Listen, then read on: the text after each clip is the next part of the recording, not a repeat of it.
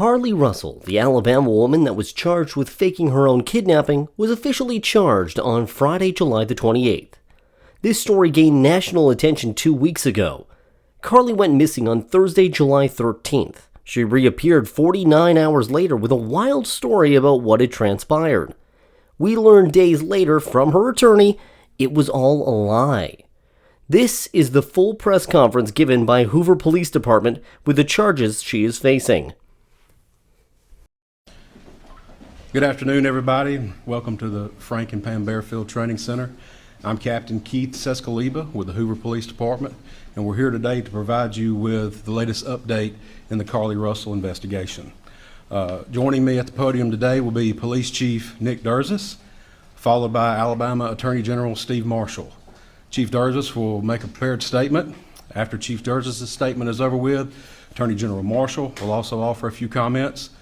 Once that is completed, both gentlemen will return to the podium and you guys will have an opportunity to ask questions. With that, I will turn it over to Chief Durzis. Thank you, Captain. Good afternoon. Earlier today, Hoover Police detectives obtained warrants for the arrest of Carlee Russell through the Hoover Municipal Court for her actions related to faking her kidnapping and subsequently making false statements to detectives as they investigated this case. Her decisions that night created panic and alarm for the citizens of our city and even across the nation as the concern grew that a kidnapper was on the loose using a small child as bait. Numerous law enforcement agencies, both local and federal, began working tirelessly not only to bring Carlee home to her family, but locate a kidnapper that we know now never existed. Many private citizens volunteered their time and energy into looking for a potential kidnapping victim that we know now was never in any danger. This story opened wounds for families whose loved ones really were victims of kidnappings, some of which even helped organize searches in hopes they could find Carlee's alive so her family would not experience the pain and suffering that they felt when their loved ones never returned home. As we know, actions can have consequences, and that's why we're here today. This afternoon, Carlee Russell, with the assistance of her attorney, turned herself into the Hoover City Jail, where she was arrested for the following charges: false reporting to law enforcement authorities, Class A misdemeanor, $1,000 bond; falsely reporting an incident, a Class A misdemeanor with a $1,000 bond. Each of these charges carry up to a year in jail and potential fine of $6,000 upon conviction. Ms. Russell was released from jail after posting bond. We initially presented this case to District Attorney Lanice Washington, who agreed to handle prosecution through district court. After consulting with the Circuit Court of Jefferson County Bessemer Division, the case was referred back to municipal court for charging because the only applicable charges were misdemeanors. Judging from the amount of phone calls and emails that we've received from people all over the country, I know many are shocked and appalled that Ms. Russell is only being charged with 2 misdemeanors, despite all the panic and disruption her actions caused. Let me assure you, I too share the same frustration, but existing laws only allow the charges that were filed to be filed. I can tell you that I will be contacting our state legislatures on behalf of law enforcement in Montgomery and asking them to look at this law applied to these facts and urge them to add an enhancement to current legislation when somebody falsely reports kidnapping or another violent crime. Because of the attention this case has garnered, we've requested Attorney General Steve Marshall's office adopt this case, and they've agreed to do so. The Hoover Police Department wants to thank everyone that assisted us from the beginning and continues to assist us in this case as we work its way through the criminal justice system. Joining me at the podium today is State of Alabama Attorney General Steve Marshall. Thank you, Chief. Let me begin by commending Hoover Police Department Chief Durzis for his leadership in this investigation. Obviously, this captured many's attention as a result of not only the allegations themselves, but also the concern about a possible victim and being able to return her home. The work that was done by the Hoover Police Department was monumental in its lift, and the results of that work you are seeing come to fruition today with the charges that have been levied. I also want to commend the many other men and women of both state and federal law enforcement for their work collaboratively with the Hoover Police Department in assisting in this investigation. Chief, appreciate the opportunity to be able to partner with you in this prosecution. We will dedicate a team to be able to help the city of Hoover in handling these two individual charges and look forward to bringing this case to fruition. One thing I would add is that we don't see this as a victimless crime. There are significant hours spent, resources expended as a result of this investigation. And not only that, but the many men and women who are civilians that wore those yellow vests on a hot afternoon and evening looking for someone they thought was abducted, trying to be of assistance. We intend to fully prosecute this case and look forward to working with the Hoover Police Department moving forward. We also would tell you that we will continue to monitor this investigation to determine whether or not there are any additional charges that need to be brought, and we'll evaluate those as the facts are presented. Thank you. All right, at this time, we'll open the floor to questions. If you'll please raise your hand and identify yourself and your affiliation when I call on you. Dave. Yeah, David Lamb, CBS 42. This question for Mr. Attorney General.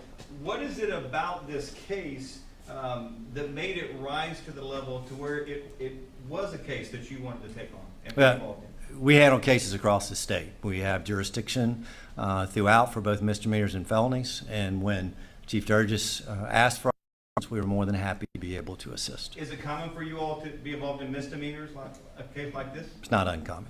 Right here. Keith Mims, WAGG 610, 100.1 FM, Summit Media. Chief, this question is for you. Yes. What time was Carlee arrested today with her attorney, and has she made bail?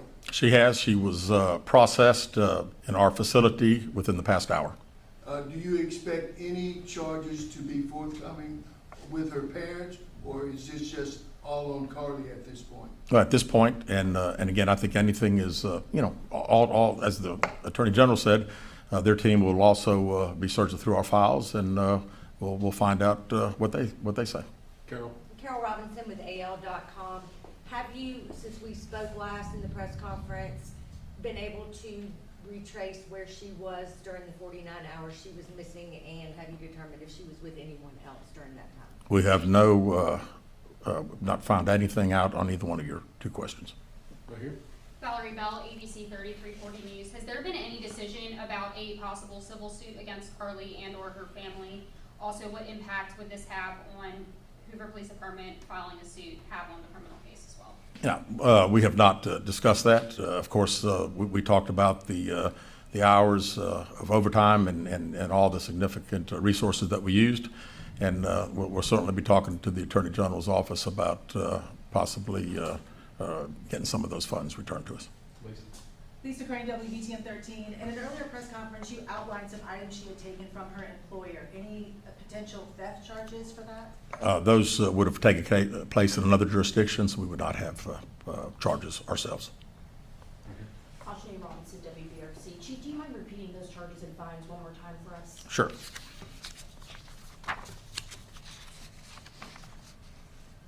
False reporting to law enforcement authorities, Class A misdemeanor with $1,000 bond. Falsely reporting an incident, a Class A misdemeanor with a $1,000 bond. Chief, I know you mentioned this the last time we were together. Just wondering if you have any update on an idea of the cost that the Hoover Police Department expended in those 48, 49 hours Carlee Russell was missing. And one final question, do you at this point have any more information if Carlee Russell acted alone or anyone helped her? Yeah, we have not finished, obviously, the 49 hours. We've been certainly busy since her return, so I still don't have a total on that, and we don't have any idea where Carlee Russell was 49 hours. Right here. Keith Mims, WAGG 610. Chief, let me ask you this. Going forward, there's been a lot of concern in the community as per young black and brown females being reported missing. Would Hoover and other agencies have the same fervor going forward as they did with the case with Carlee Russell? Absolutely. This, as I said initially, our focus was bringing Carlee home, and she got home. And then our focus has been to find out if there was a kidnapping. We find out there's not. We work every case like all other law enforcement does, so I don't have any concern anywhere that would be an issue. And can I echo what Chief said? I've been in law enforcement for 27 years. Yes, sir. No law enforcement throughout this state. I've never seen anybody interested in the color of your skin in investigating a criminal case And I expect, regardless of your gender, your race, when that report is filed, that Alabama law enforcement is going to do its job. Valerie Bell, ABC 3340. What was her emotional state when she arrived to the jail today, and is she seeking any help at this point in time? I was not there, so I really can't tell you exactly, and I really don't know anything else. All right, last question. Ashley Robinson, WBRC. Chief, what are next steps after this? What is going to happen next? Well, right now, the Attorney General's office attorneys will start dealing with our detectives and going through case files and preparing prosecution, I presume. Thank you guys very much. Will y'all be releasing a mugshot? Yes, we will momentarily. Thank you. Thank you.